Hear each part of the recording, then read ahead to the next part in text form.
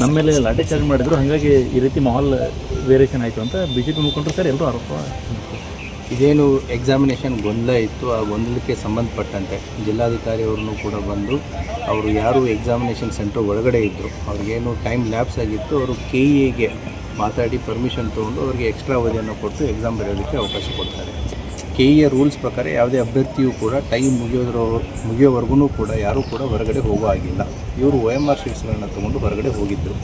ಹಾಗಾಗಿ ಎಕ್ಸಾಮ್ನ ಬಗ್ಗೆ ಇಂಟಿಗ್ರಿಟಿ ಬಂದಾಗ ಯಾವುದೇ ಹೊರಗಡೆ ಹೋದಂಥ ಅಭ್ಯರ್ಥಿಯನ್ನು ಮತ್ತೆ ವಾಪಸ್ಸು ಹೊರಗಡೆ ತೊಗೊಳ್ಳೋದಕ್ಕೆ ಅವಕಾಶ ಇರಲ್ಲ. ಆ ಸಂದರ್ಭದಲ್ಲಿ ಕೆಲವು ವಿದ್ಯಾರ್ಥಿಗಳು ಏನು ಮಾಡ್ತಾರೆ, ಕೆಲವು ಅಭ್ಯರ್ಥಿಗಳು ಏನು ಮಾಡ್ತಾರೆ ಅಂತಂತಂದರೆ ಈ ಗೇಟನ್ನು ನೂಕಾಟ ತಳ್ಳಾಟ ಸ್ಟಾರ್ಟ್ ಮಾಡಿ ಗೇಟನ್ನು ಕೆಡುತ್ತಾರೆ. ಆ ಸಂದರ್ಭದಲ್ಲಿ ಪೊಲೀಸರು ದೇ ಹ್ಯಾವ್ ಟು ಯೂಸ್ ಬೇರ್ ಮಿನಿಮಮ್ ಆಫ್ ಫೋರ್ಸ್. ಯಾಕೆ ಅಂತಂತಂದರೆ ಒಳಗಡೆ ಬರೆಯುವಂತಹ ಎಕ್ಸಾಮ್ಸ್ ಬರಿತಾ ಇರುವಂಥ ಅಭ್ಯರ್ಥಿಗಳ ಸಮಯ ಆಗಿರ್ಬೋದು, ಅವರ ಇದಕ್ಕೆ ಯಾವುದೇ ರೀತಿಯಾದಂಥ ಧಕ್ಕೆ ತರುವಂಥ ಹಕ್ಕು ಯಾರಿಗೂ ಇಲ್ಲ. ಇವರು ಹೊರಗಡೆ ಹೋಗಿದ್ದು ಫಸ್ಟ್ ಆಫ್ ಆಲ್ ವೈಲೇಷನ್ನು.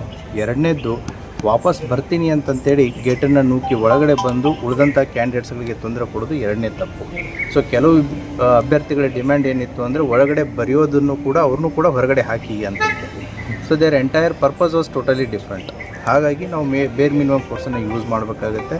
ತದನಂತರ ಕೆಲವೊಂದಿಷ್ಟು ಹೊರಗಡೆ ಇದ್ದಂಥ ಕ್ಯಾಂಡಿಡೇಟ್ಸ್ಗಳನ್ನು ಕೂಡ ಅಲ್ಲಿ ಯಾಡಪ್ ಆಗ್ತಾರೆ. ಆ ಯಾಡಪ್ ಆದಂಥ ಸಂದರ್ಭದಲ್ಲಿ ಪೊಲೀಸ್ನವರು ಅವರನ್ನು ಬುದ್ಧಿವಾದ ಹೇಳ್ತೀವಿ, ಬುದ್ಧಿವಾದ ಕೇಳದೇ ಇದ್ದಾಗ ಅವರನ್ನು ನಾವು ಪ್ರಿವೆಂಟಿವ್ ಕಸ್ಟಡಿ ತೊಗೊಂಡು ಸೊ ಅಲ್ಲಿದ್ದಂಥ ಎಲ್ಲ ಅಭ್ಯರ್ಥಿಗಳನ್ನ ನಾವು ವಾಪಸ್ ಕಳಿಸ್ಕೊಡ್ತೀವಿ.